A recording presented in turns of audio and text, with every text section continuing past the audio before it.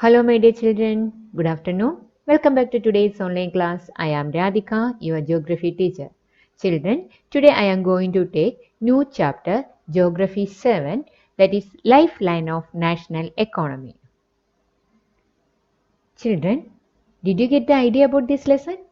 What about we are going to study from this lesson? Yes, about a transport system. Let's start. We use different materials and services in our daily life. Is it, children? Yes. Some of these are available in our immediate surroundings. Yes or no? Yes. While other requirements are met by bringing things from other places. In our daily life, we are using different types of things. And some of the things is available in our nearest surrounding, but some other things we are bringing from other places. Goods and services do not move from supply location to demand location. The goods and services can move themselves? No, they can't move from supply location to demand location.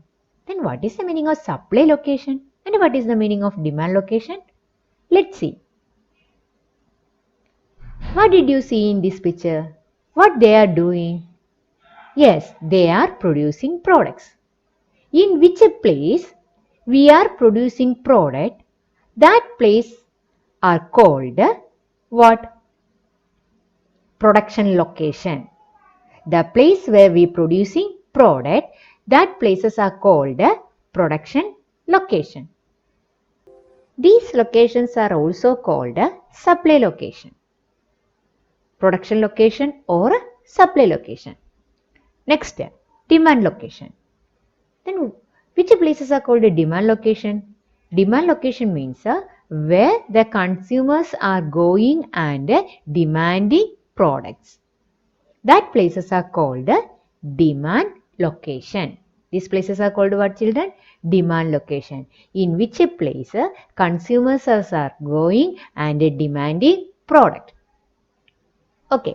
Then there are two locations. One is production location and the second one is demand location. Then children, who will connect these two locations? That means production location and demand location. Production location means the products are producing. Demand location means the consumer are coming and demanding product. Then who taking the product from production location to demand location? That is our traders. Okay, that means production location and demand location is connected by traders. Children, I have another doubt. The traders, how they will take or carry things from production location to demand location? They will carry the things on their head? No. Then what are the modes they are using? That is transport. With the help of transport, the traders are taking goods from production location to demand location. Clear, children?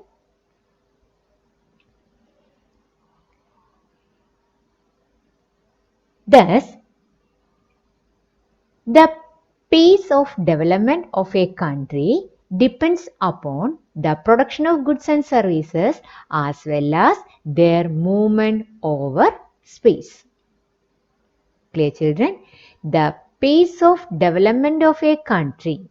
The country's development is depends upon the production of goods and services. Not only that, as well as their movement over space. That means the efficient means of transport are prerequisites for fast development. Clear, children? The pace of development of a country depends upon what? Production of goods and services as well as their movement. Clear? Then, next, lifeline of nation and its economy. Then what is meant as lifeline of nation and its economy?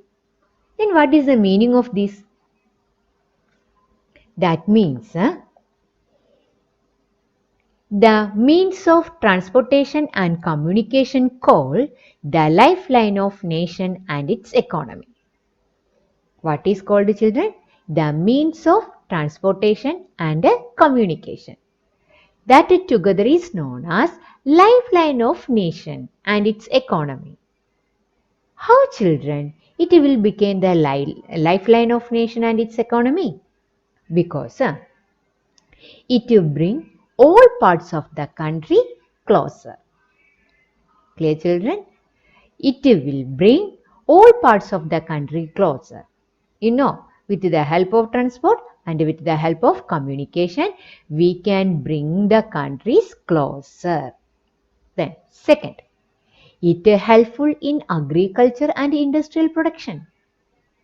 It is helpful in agriculture and industrial production. That means with the help of transport, we can take raw material to agriculture field, and with the help of that raw material, the farmers will produce a product, and that final product to move to the industry with the help of transport.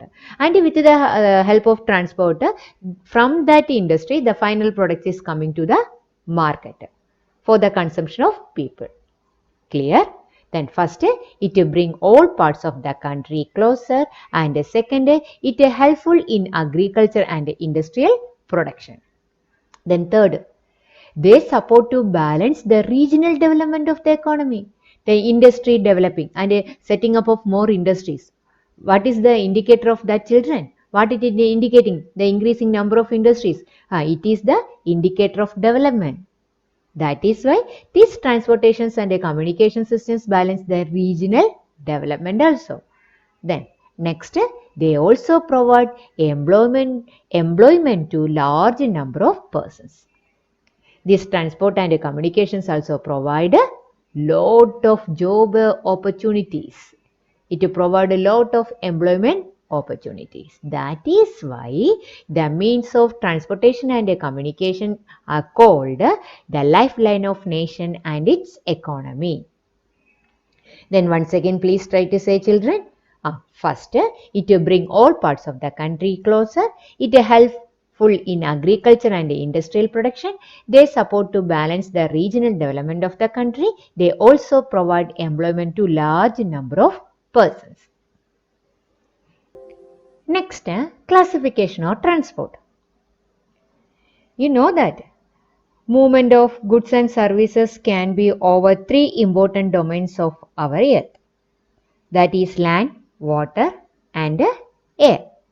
So, next we are going to classifying the transport system on the basis of what? That three domains of the earth.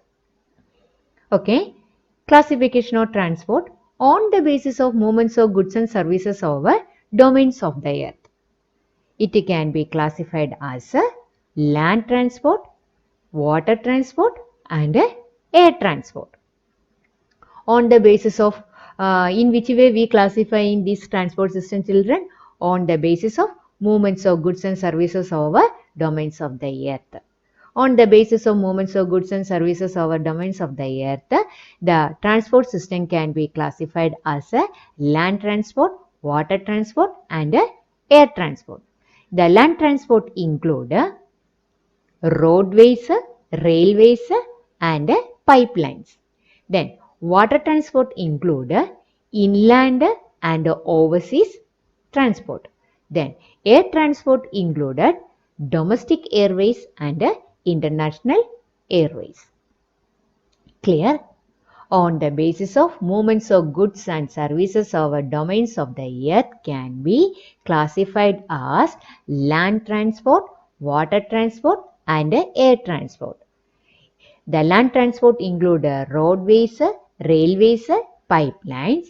Then water transport include inland water transport and overseas water transport. And air transport include domestic airways and international airways. Let's see each one. Okay. First one, roadways. India has one of the largest road networks in the world, aggregating to about 2.3 million kilometer at present. India has one of the largest road networks in the world, aggregating to about 2.3 million kilometers at present. In India, roadways have preceded railways. That means the advantages of roadways over the railways.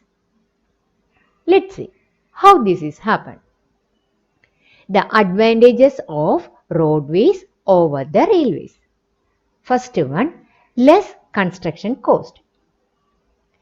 That means the construction cost of railways is lower than that of railway lines.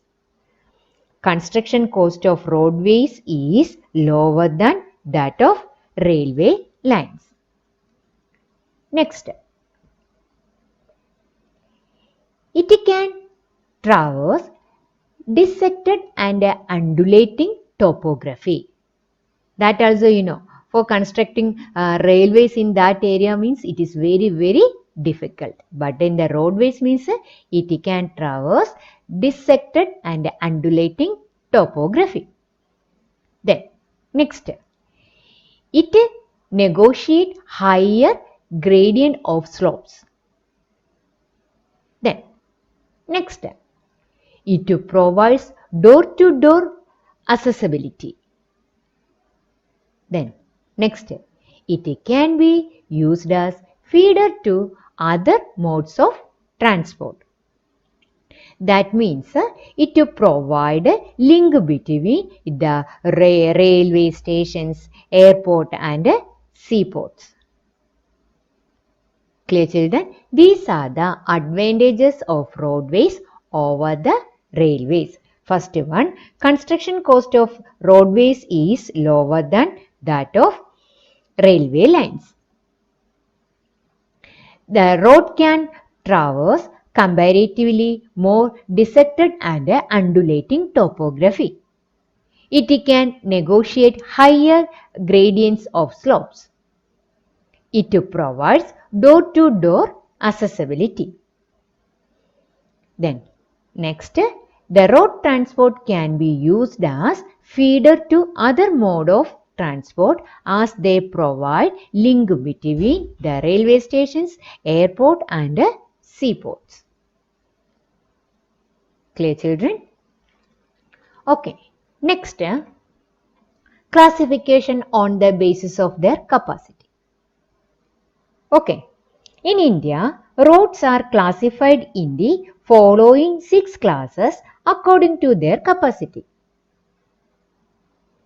In India, roads are classified in the following 6 classes according to their capacity. Which all are that? First one is golden quadrilateral super highways. Let's see what is that.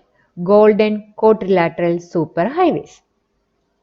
The government has launched a major road development project linking Delhi, Kolkata, Chennai, Mumbai and Delhi by 6-lane superhighways. The government has launched a major road development project linking Delhi, Kolkata, Chennai, Mumbai and Delhi by 6-lane superhighways. The north-south corridors linking Srinagar, that is in Jammu and Kashmir, and Kanyakumari, that is in Tamil Nadu. Which corridor, children? North-south, Kanyakumari to Tamil Nadu. Okay, then next, east-west corridor connecting Silchar, that is in Assam, and Porbandar in Gujarat. The major objective of these super highways is to reduce the time and the distance between the mega cities of India. What is the most important objectives of the construction of these super highways? It reduces the time and distance between the mega cities of India. These highway projects are being implemented by National Highway Authority of India. These projects are being implemented by whom, children? National Highway Authority of India, that is NHAI. Okay, the government has launched a major road development project linking Delhi, Kolkata, Chennai, Mumbai and Delhi. And the important objectives of the construction of these superhighways is to reduce the time and distance between the mega cities of India. And these highways projects are being implemented by the National Highway Authority of India. Then second one, national highways. National highways link extreme parts of the country. These are the primary road system and are laid and maintained by the Central Public Works Department. Okay, children, national highways link extreme part of the country and these are the primary road system and are laid and maintained by the Central Public Works Department. A number of major national highways run in north, south and east-west direction. The historical Sher Shah Suri Marg is called National Highway number 1 between Delhi and Amritsar. The historical Sher Shah Suri Marg is called National Highway number 1 between Delhi and Amritsar. Okay, children. The Golden Quadrilateral Superhighways being implemented by National Highway Authority of India. The national highways are laid and maintained by Central Public Works Department. Clear? Then, third one, state highways.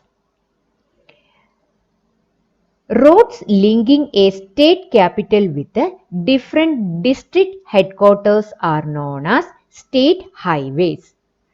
National highways means national highways link extreme part of the country. Then state highways means roads linking a state capital with a different district headquarters are known as state highways. These roads are constructed and maintained by State Public Work Department. Okay, children, national highway laid and maintained by whom? Central Public Works Department. But the state highways are laid and maintained by the State Public Work Department. Then, third one, district roads. These roads connect the district headquarters with the other places of the district. Once again I am saying children, national highways link between the extreme part of the country. State highways means the roads linking a state capital with a different district headquarters. Then district road means these roads connect the district headquarters with other places of the district. And these roads are maintained by Shila Parishad. National Highway, Central Public Works Department, State Highway, State Public Work Department, then District Roads, Shila Parishad. Okay, the next one, other roads. Rural roads, which link rural areas and villages with the towns, are classified under this category. That means rural roads. These roads received special impetus under the Pradhan Mantri Gramin Sadak Yojana. Okay, children, this road received special impetus under the Pradhan Mantri Gramin Sadak Yojana. Sadak, that is a Sadak. Sadak means the road. Okay. Under this scheme, special provisions are made so that every village in the country is linked to a major town in the country by all seasons motorable road. Okay, children. That means other roads means these roads connecting the village to other main towns. Village to towns. Okay. Next one, border roads. Apart from this, Border Roads Organization, a Government of India undertaking, constructs and maintains roads in the bordering area of the country. Apart from this, Border Road Organization, a Government of India undertaking, constructs and maintains roads in the bordering area of the country. This organization was established in 1960.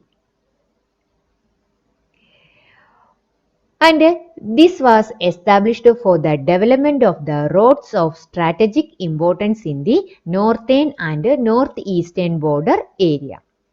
These roads have improved accessibility in area of difficult terrain and have helped in the economic development of these areas. Clear? On the basis of their capacity, road can be classified as a golden quadrilateral super highways. It connects the places between Delhi, Kolkata, Chennai, Mumbai and Delhi. The important objectives of the construction of these super highways is to reduce the time and distance between the megacities of India. And these highway projects were being implemented by National Highway Authority of India. Then next, national highways.